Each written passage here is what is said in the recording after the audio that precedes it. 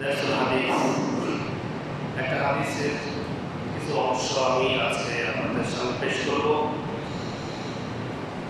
সাকারাতুল মাউত ওয়া আযাবুল কবর, বিশাল লম্বা একটা হাদিস।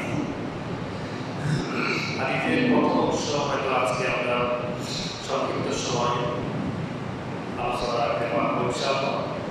সবাই মনোযোগ দিয়ে শুনবেন এবং আল্লাহ তাআলা যেন নবী করিম সাল্লাল্লাহু আলাইহি ওয়াসাল্লামের পবিত্র জবান মুবারকের কথাগুলি আমলভাবে অনুধাবন করতে পারি। আল্লাহ যেন তৌফিক দান করেন, বলুন আমিন।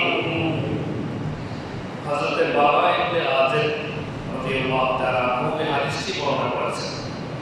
লম্বা হাদিস। এই হাদিসটি মুসনাদে আহমদে এসেছে এবং আবু দাউদ শরীফে এসেছে, হাকিম অন্যান্য হাদিসের কিতাবেও হাদিসটা এসেছে। হাদিসটা হচ্ছে আল্লাহর সহিহ। বাবা ইবনে আযিব রাদিয়াল্লাহু তাআলা তিনি বলেন, খারাজানা মা রাসূলিল্লাহি সাল্লাল্লাহু আলাইহি ওয়াসাল্লাম ফি জানাজাতি রাজুলিন মিনাল আনসার। আমরা একদিন এক আনসারী ভাইয়ের মৃত্যু হলে এক আনসারী সাহাবী জানাজায় নবী করিম সাল্লাল্লাহু আলাইহি ওয়াসাল্লামের সঙ্গে ওনাকে দাফন কাফনের কাজে লাশ নিয়ে আসলাম। আনসারী পর্যন্ত মদিনার সাহাবী যারা মক্কার সাহাবীদেরকে সাহায্য করেছে তাদেরকে বলা হয় আনসার। এই আনসারী একজন সাহাবী ইন্তেকাল করে ওনাকে দাফন কাফনের জন্য নবী করিম সাল্লাল্লাহু আলাইহি ওয়াসাল্লাম সহ ওনার লাশটাকে নিয়ে আসলে আল-বাকিতে, আল-বাকি গোরস্থানে। এজন্য মানুষ মারা গেলে দেরি করা, বলুন না দেরি করা ঠিক না। হাদিসটা আপনারা শুনলে বুঝবেন। যত দ্রুত সম্ভব, যত তাড়াতাড়ি সম্ভব তাকে দাফন করতে হয়, নারী হোক আর পুরুষ হোক। ফামতাহাইনা ইলাল কবরি ওয়ালাম্মা ইউহিদুনা বাদ। আমরা কবরের পাশে লাশ নিয়ে এসেছি।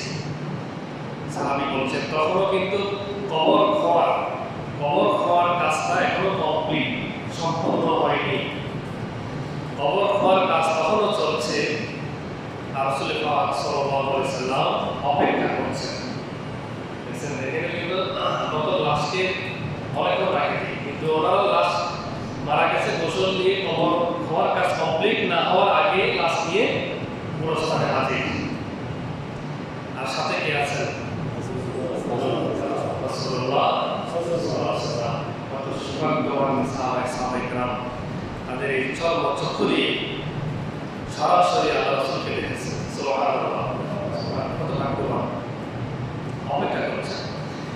ফাজালাসা রাসূলুল্লাহ সাল্লাল্লাহু আলাইহি ওয়াসাল্লাম ওয়া জালাসনা হাওলাহু কাআন্নামা আলা রুসিনা আত-তায়র। যেহেতু অপেক্ষা করছেন, এখনো কবর খোয়ার কাজ চলছে, কত সময় লাগে আল্লাহ জানে। ওরা বলছেন চতুর্দিকে আমরা বসলাম। সাহাবায়ে কেরাম চতুর্পাশে কাকে ঘিরে বসছেন? রাসূলুল্লাহ সাল্লাল্লাহু আলাইহি ওয়াসাল্লামকে ঘিরে আমরা বসলাম আর ইন্তজার করছি যে কবর খোয়ার কাজটা কখন কমপ্লিট হবে, অপেক্ষা করছি। আর ওরা বলছেন আমাদের মাঝে আমরা প্রিয় নবী মুহাম্মদ মুস্তাফা সাল্লাল্লাহু আলাইহি ওয়াসাল্লামকে আমরা আমাদের কাছে পেলাম, এই চাইতে আর দামি কি হতে পারে। এজন্য আমরা, আর আমাদের মাঝে তো কোনো গল্প গুজব নাই। সাহাবায়ে কেরাম চুপ হয়ে খামোশ হয়ে বসে আছেন। এখন চুপ করে থাকাকে, মানে চুপ করে বসে থাকা মানে নড়াচড়া না করা, একদম চুপ হয়ে বসে থাকাকে আরব দেশে লোকেরা মনে করে যে মাথার উপর পাখি বসেছে। এটা আরব দেশের একটা পঙ্ক্তি। মানে এমন ভাবে চুপ করে লোকটা বসে আছে, মনে হয় তার মাথার উপর মানে পাখি বসে আছে। ওনারা এক্সাম্পল দিচ্ছে, এর অর্থ হচ্ছে যে মনে হচ্ছে আমাদের মাথার উপর পাখি বসে আছে। তার অর্থ হলো মানে নড়লে, নাড়াচাড়া করলে তো পাখি বসতে পারবে না। তো পাখি মনে করবে যে এটা মনে হয় গাছের কোনো ডাই ডোম, কোনো মানে ভাঙ্গাচোরা কোনো ডাল পালা ইত্যাদি হবে, এটা কোনো মানুষ না। তো পাখি মানে গাছের ডালগুলো বা এরকম কিছু মনে করে, এরকম মনে করে আমরা এরকম খামোশ হয়ে আমরা বসে আছি। এত আদব, এত আদব তারা দেখিয়েছেন কাকে? রাসূলুল্লাহ সাল্লাল্লাহু আলাইহি ওয়াসাল্লাম। মানে খুতবা শোনা যে একটু ইম্পর্টেন্ট। তিনি খুতবা দিবেন, ওনাকে কাছে পেয়েছেন, কানে কানে ফিসফিস করা, ওখানে একটু ওলিয়ে একটু তাকানো, ওখানে কি আসছে ওইটা একটু ঘুরে দেখা, এটা তো দূরের কথা। ওনারা এত খামোশ হয়ে বসে আছেন। ওনারা বলেন যে মানুষ মানে আমাদের মাথার উপর মানে পাখি বসে আছে, নড়লে পাখি চলে যাবে, আমরা একটু খামোশ হয়ে বসে আছি। চতুর্পাশে ওনারা কাকে ঘিরে বসে আছেন? আখির জামানার নবী রাসূলুল্লাহ সাল্লাল্লাহু আলাইহি ওয়াসাল্লামকে ঘিরে বসে আছেন আর অপেক্ষা করছেন কখন কবরটা খরা শেষ হবে, ওনাকে দাফন করবে। وفي يده عود ينقض به الأرض। ওনার হাতে ছিল ছোট একটা লাকড়ির টুকরা। আচ্ছা, আমি যে কথাগুলি বলতেছি আপনারা কথাগুলো কি ক্লিয়ার বুঝতেছেন? সবাই বলেন, কথা কি বুঝতেছেন? তো আল্লাহ রাসূলের হাতে ছিল ছোট্ট একটা লাকড়ির টুকরা, মানে গাছের ডালগুলো এই জাতীয় কিছু ছোট। আমরা অনেক সময় যদি বসে থাকি, ছোট্ট বড় ডালগুলো যদি পাই, একটু মাটির মধ্যে কি করি, কি করি, একটু খোঁড়াখুড়ি করি, বল করে না? হ্যাঁ, করে না? মাঝে মাঝে কাটি ফেলে। তা আল্লাহ রাসূল তৃতীয় এই লাকড়ির ছোট্ট টুকরাটা দিয়ে মাটির মধ্যে একটু খোঁড়াখুড়ি করতেছে আর ওনাকে ঘিরে একদম খামোশ হয়ে বসে আছে সাহাবাইরা। ফারাফা রাসাহু ফাকালা ইসতাইজ বিল্লাহ মিন আযাবিল কবর। নবী পাক সাল্লাল্লাহু আলাইহি ওয়াসাল্লাম তার মাথা মোবারককে উপর দিকে উঠালেন, ফাকালা আর বললেন, ইসতাইজ বিল্লাহ, তোমরা আল্লাহর কাছে পানা চাও, মিন আযাবিল কবর, কবরের শাস্তি থেকে। তিনি এই কথা তিনবার বললেন, মাররাতান আও সালাসান, দুইবার কি তিনবার তিনি বলছেন।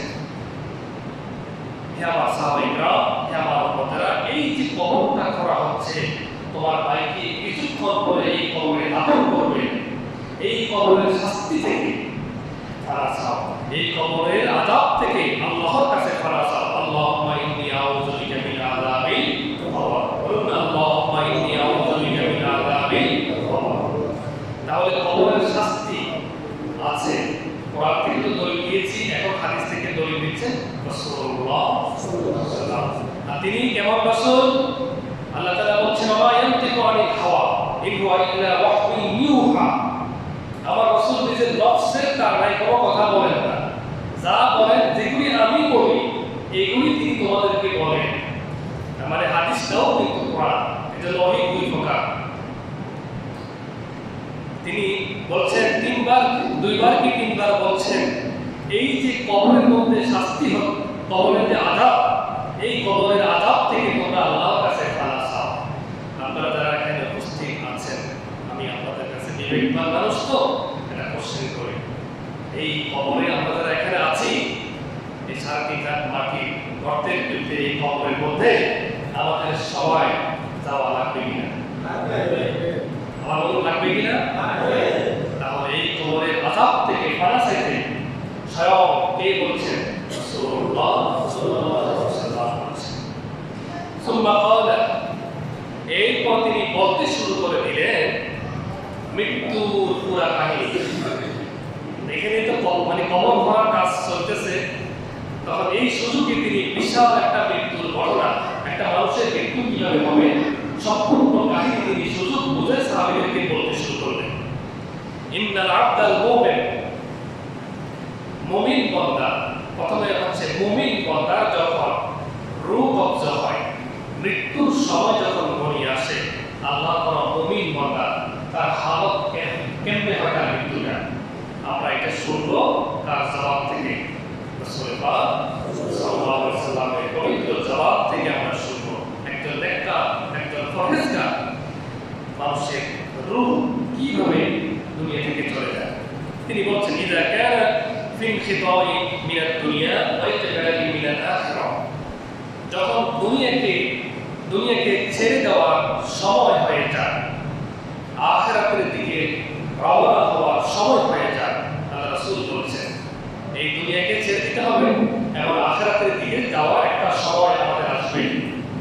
যখন ওই সময়টা যখন এসে যায়, আল্লাহ রাসূল বলেছেন নাযালা ইলাইহি মালাইকাতুন মিনাস সামা, তখন তার কাছে আসমান থেকে আল্লাহ ফেরেশতাগুলো পাঠিয়ে দেন। একজন ফেরেশতা আসে না, শুধু মালাকুল মউত না, বড় ওনার সঙ্গে বিরাট একটা বাহিনী। মালাকুল মউত হচ্ছে তাদের কমান্ডার। তিনি বিশাল একটা ব্রিগেড, একটা ফোর্স, তিনি বিশাল একটা বাহিনী নিয়ে যা মৃত্যুর মত যাত্রী যে মানুষটা তার কাছে তিনি উপস্থিত হয়ে যান আল্লাহ তাআলার হুকুমে। আর একজন দুজন ফেরেশতা না, অনেকগুলি ফেরেশতা, আর এদের কমান্ডার হচ্ছে মালাকুল মউত। ফেরেশতাগুলো দেখতে কেমন? বিদুল উজুহ কাআন্না উজুহুস শামস। ফেরেশতাগুলোর চেহারা অত্যন্ত উজ্জ্বল এবং শুভ্র ফর্সা, যেমন সূর্যের আলো যেরকম ঝলমল করে এরকম নূরে নুরানি এই ফেরেশতাগুলি, সবগুলি ফেরেশতার চেহারা। এটা হচ্ছে নেককার মানুষের রূপ কবজ হওয়ার মুহূর্তে ফেরেশতা যেগুলি আসবেন একেবারে নূরে নুরানি। মাহুম কাফনুন মিন আকফারিল জান্নাহ ওয়া হানুতুন মিন হানুতিল জান্নাহ। আর এই ফেরেশতাগুলির সাথে ওনাদের সাথে ওনারা জান্নাত থেকে কাপড়ের কাপড় নিয়ে আসেন এবং জান্নাত থেকে ওনারা কফিন বক্স, লাস্টে যেখানে রাখবে ওনারা সেই কফিন বক্স নিয়ে আসেন। আর এগুলির মধ্যে খুশবু, জান্নাতের খুশবু ওনারা দিয়ে দেন। সুবহানাল্লাহ বলবেন না? সুবহানাল্লাহ, খুশবু দিয়ে দেন। হাত্তা ইয়াতুসু মিনহু মাদ্দাল বাসার। ফেরেশতারা একদম ওনার কাছে চলে আসেন। কার কাছে? হ্যাঁ, যার এখন মৃত্যু হবে, এখনো হয় নাই, তিনি মৃত্যুর পথযাত্রী। আব্দুল্লাহ, আব্দুর রহমান বা আজকে যার মৃত্যু হয়েছে এখন বা এই মুহূর্তে যা হচ্ছে, একদম তার কাছে এসে উপস্থিত হয়ে যান। কত কাছে আসেন? তিনি স্পষ্টভাবে তাদেরকে দেখতে পান। মাদ্দাল বাসার, তার দৃষ্টি সীমা দেখানো পর্যন্ত এত কাছাকাছি ফেরেশতারা এসে তার কাছে আসে বসেন। আমরা তো তখন মরিয়তের জন্য কান্নাকাটি করে থাকি, মানে যখন মারা যায় আমরা বুঝি কিছুটা অসুস্থ, তখন নিচ্ছে, কষ্ট হচ্ছে, আত্মীয় স্বজন ছেলে সন্তান কান্নাকাটি করে তাদের বাবার জন্য, আমার জন্য। কিন্তু এই সময় ওরা কিন্তু এখানে আপনাদের কান্না করতেছি, কথা বলতেছি, এখন উনি কিন্তু আমাদেরকে আছে চিনতেছেন না, আমাদের এদিকে কোনো খেয়াল নাই। ওনারা এখন কাদেরকে দেখতেছেন? ফেরেশতাদেরকে। বলুন, কাদেরকে? ফেরেশতাদেরকে দেখতেছেন। ওরা এখন সম্পূর্ণ মন হচ্ছে ওদিকে। উনি শুধু এটাই দেখেন এই ফেরেশতাগুলো কি রহমতের ফেরেশতা নাকি আযাবের ফেরেশতা। উনি যখন বুঝতে পারেন যে না এই ফেরেশতাগুলি রহমতের ফেরেশতা, এগুলি তার সাথে ভালো আচরণ করবে, তখন তিনি জান্নাতের বিপুল হয়ে থাকেন। সুবহানাল্লাহ। তখন আল্লাহর দিদারে জান্নাতের কবরে যাওয়ার বা আল্লাহর দিদার পাওয়ার জন্য এই স্বপ্নে ব্যতিব্যস্ত, মানে কখন তিনি আল্লাহর কাছে যাবেন আমাদের কাছে করতেছি না খবর নেই। উনি এখন জান্নাতের নিয়ামতের দিকে একদম প্রস্তুত। ইয়া আল্লাহ, আল্লাহ আমাদেরকে এরকম নেককার হাওয়া অর্জন করার তৌফিক দান করুন। আমিন। এই সময়টা সবাই আসবেন। ثم يجيء ملك الموت عليه السلام حتى يدرس عند رأسه। আর মালাকুল মাউত যিনি মেইন ফেরেশতা, যাকে আপনারা বলে থাকেন কি? আজরাইল। বলুন না, কি বলে থাকেন? আজরাইল। এটা আজরাইল, এটা কিন্তু সহি না, এটা কিন্তু কোন ইসরাইলের একটা রিওয়ায়াতে আসছে আজরাইল। কিন্তু কোরআন এবং হাদিসে যে নামটা বেশি বেশি আসছে এটা হচ্ছে মালাকুল মাউত। বলুন কি? মালাকুল মাউত, মানে মৃত্যুর ফেরেশতা, মৃত্যুর ফেরেশতা। হাত্তা ইয়াদরুসা ইনদা রাসিহি। এই মালাকুল মউত যিনি মেইন ফেরেশতা মৃত্যু, তিনি এসে বসেন একদম মৃত্যুর পথযাত্রী, একদম তার শিয়রে। তারা যে বিশাল একটা ব্রিগেড, ফেরেশতাদের যে বিশাল একটা ফোর্স, এটা তো আছে। যিনি মেইন মালাকুল মউত, তিনি একদম মৃত্যুর পথযাত্রীর ব্যক্তি একদম শিয়রের কাছে এসে বসেন। অন্য হাদিসে এসেছে তিনি সালাম দেন। সুবহানাল্লাহ বলে তাকে সালাম দেন। যদি নেককার হয় তাকে সালাম দিয়ে দেন। এরপরে তিনি তাকে অ্যাড্রেস করেন, মালাকুল মউত এই পথযাত্রী মৃত্যুর ব্যক্তিকে অ্যাড্রেস করেন কি আইয়াতুহান নাফসুত তাইয়্যিবু উখরিজি ইলা মাগফিরাতিন মিনাল্লাহি ওয়া রিদওয়ান। বলে এসে সুন্দর করে খুব আদর করে বলে, হে পবিত্র রূহ, হে পবিত্র আত্মা, হে পবিত্র মানুষ, তুমি বেরিয়ে এসো তোমার রবের সন্তুষ্টির দিকে, তোমার রবের মাগফিরাতের দিকে, যেটার জন্য তোমার রব তোমার অপেক্ষায় আছে। সুবহানাল্লাহ। তোমার দিদারের জন্য তুমি যে এত কষ্ট করেছো, সারা জীবন এত ত্যাগ করেছো, কারণ দুনিয়াতে তো কোনো সুখ, চিরস্থায়ী সুখ নেই। দুনিয়াতে চিরস্থায়ী সুখ থাকলে আল্লাহ তাআলা কখনো জান্নাত তৈরি করতেন না। জান্নাতের এই দার্শনিক সংজ্ঞা এটাই, জান্নাত তৈরি করা মানে দুনিয়াতে কখনো জান্নাতের সুখ পাওয়া যাবে না, হাজার চেষ্টা করলেও সম্ভব নয়। এই জন্য আল্লাহ জান্নাত তৈরি করেছেন। তুমি যে জান্নাতের জন্য, তুমি যে আল্লাহর দিদারের জন্য এত কষ্ট করেছো, এত ত্যাগ করেছো, তুমি আজকে মালাকুল মউতকে আবেদন করে, তাকে আপিল করে, তার কাছে অনুরোধের সুরে দরখাস্ত করে যে তুমি বেরিয়ে এসো, তুমি তোমার আল্লাহর দিদারে, তোমার রবের দিদারে, তার সন্তুষ্টির দিকে। তোমার রব আজকে তোমার প্রতি কোনো রাগ নাই, কোনো গুসা নাই, তোমার উপর আজকে খুব খুশি। সুবহানাল্লাহ বলেন, খুব খুশি। এখন মালাকুল মউতে এত সুন্দর অ্যাড্রেস শোনার পরে তখন এই রূহটা বুঝতে পারে যে তার জন্য কোনো দুঃসংবাদ নাই, তার জন্য আছে কি বলেন না, তার জন্য কি সুসংবাদ। সে এটা তখন বুঝে যায়, তখন সে পজিটিভ রেসপন্স করে, মানে বেরিয়ে আসার জন্য সরাসরি লোকে ঢুকে যায় না, তখন সে নিজে থেকে বেরিয়ে আসার জন্য পজিটিভ রেসপন্স করে, এবং সে তার কাছে এটা একদম শিওর হয়ে যায় যে আজকে আমার জন্য কোনো দুঃসংবাদ নাই, আমার জন্য সুসংবাদ। ফাতাখরুজু ফাতাসিলু কামা তাসিলু কাতরাতু মিনাস সাকাই। রূহটা একদম নরম হয়ে গলে তরল পদার্থের মতো বেরিয়ে আসে, যেভাবে আমরা পানি মশ থেকে আমরা যেভাবে পানি ঢালি বা গ্লাস থেকে যেভাবে পানি ঢালি, এখানে আমাদেরকে করে এত বেশি তো মানে লড়াই করতে হয় না, পরিশ্রম করতে হয় না, পানি ঢালতেছি, লড়াই করে পানি বের করা, এরকম না। যেরকম মশ থেকে পানি ঢালতে কোনো কষ্ট হয় না, এই রূহটা একদম তরল হয়ে আরামসে তার দেহ থেকে বেরিয়ে আসে। সুবহানাল্লাহ, বলুন সুবহানাল্লাহ। فيأخذها فإذا أخذ لم يدعوها بيده طرفة عين حتى يأخذها فيجعلون في ذلك الكفن وفي ذلك الحنوط। আর এইভাবে যখন রূহটা যখন বেরিয়ে আসে, অন্যান্য ফেরেশতা মালাকুল মউত সঙ্গে যারা আছেন তারা একটা মিনিটও দেরি না করে তারা রূহটাকে রিসিভ করেন এবং তারা ওয়েলকাম করেন, অভ্যর্থনা করেন, এবং জান্নাত থেকে যে কাপড়টা তারা নিয়ে এসেছেন, সেই কাপড়ের মধ্যে এই রূহটাকে তারা অত্যন্ত সম্মানের সাথে তারা এটাকে ওখানে রাখেন এবং কফিন বক্সের মধ্যে তারা ওটাকে রেখে দেন। আর এই রূহ থেকে সুগন্ধ ছড়িয়ে পড়ে। সুবহানাল্লাহ। সেটা বইয়ের টের পায় আর ফেরেশতারা টের পায়। ويخرج منه كأسياب نفحة المسك وجد على وجه الأرض। আল্লাহ রাসূল বলছেন, আর রূহ বেরিয়ে যাওয়ার পরে এমন সুগন্ধ ছড়িয়ে পড়ে ফেরেশতাদের কাছে, এত পুষ্প, এত দারুণ সুঘ্রাণ সেখানে ছড়িয়ে পড়ে, যে সুঘ্রাণ দুনিয়াতে পাওয়া যায় না। কখনো কখনো আপনারা দেখবেন আল্লাহ তাআলা কোনো নেককার আমাদের সমাজে, আপনারা কোনো নেককার মানুষের যদি জানাজা যদি কখনো যেই থাকেন, দেখবেন মাঝে মাঝে দেখবেন যেটা অলৌকিকভাবে একটা সুঘ্রাণ, একটা সুগন্ধি সেখানে বেরিয়ে পড়ে। আল্লাহ তাআলা মাঝে মাঝে কিছু কুদরত আল্লাহ তাআলা দেখা, এরকম দেখা। আমি একটা হাদিস থেকে বলছি, অর্থাৎ আমি আমাদের এলাকাতে অনেকগুলো আলাদা ছিল, এর মধ্যে একটা হচ্ছে আমাদের শাসনের দিকে হুজুর রহমতুল্লাহ আলাইহি পর্যন্ত ইন্তেকাল করছে। আমি যখন ছাত্র ছিলাম, মাদ্রাসা পড়তাম, আমি ওরা তারা গেছিলাম, আল্লাহ আমাকে তফাৎ দিয়েছিল, বুঝতাম না, ছোট ছিলাম।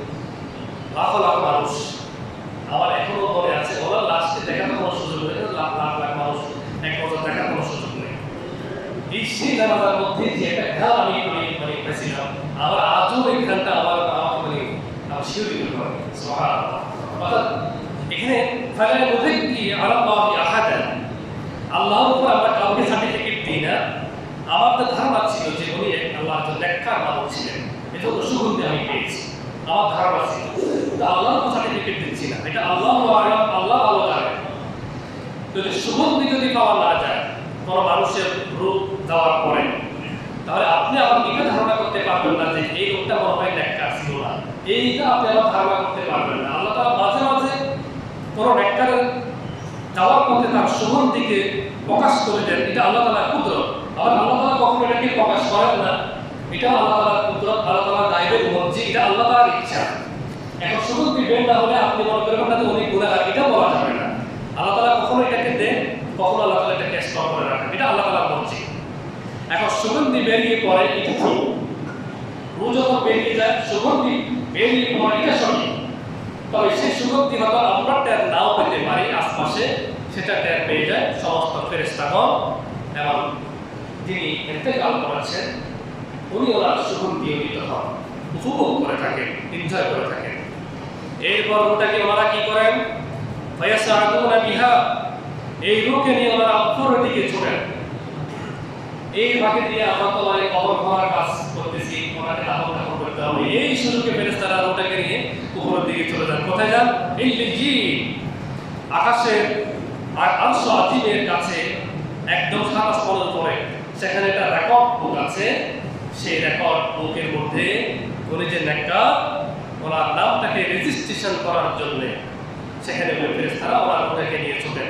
আর যারা গুনাহগার আছেন তারা তাদের ওটাকে রেকর্ড বুকে রেজিস্ট্রেশন করার জন্য সেটা সিজ্জিন, একদম জমিনের নিচে তারা ওটাকে নিয়ে যায় এবং বদকারদের সেই রেকর্ড বুকে ওনার নামটাকে রেজিস্ট্রেশন করে দেন। ইন্না লিল্লাহ। আমাদের আলোচনা হচ্ছে যে একজন মুমিন মানুষের রূপ কিভাবে যায়, আমরা এই বিষয় নিয়ে আমরা আলোচনা করছিলাম। আমার মনে হচ্ছে যে হাদিসটা এত বেশি বড়, আরো 2 জুমা লাগবে।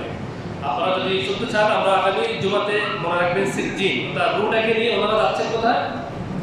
আকাশের দিকে। বলুন না, কোথায় যাচ্ছে?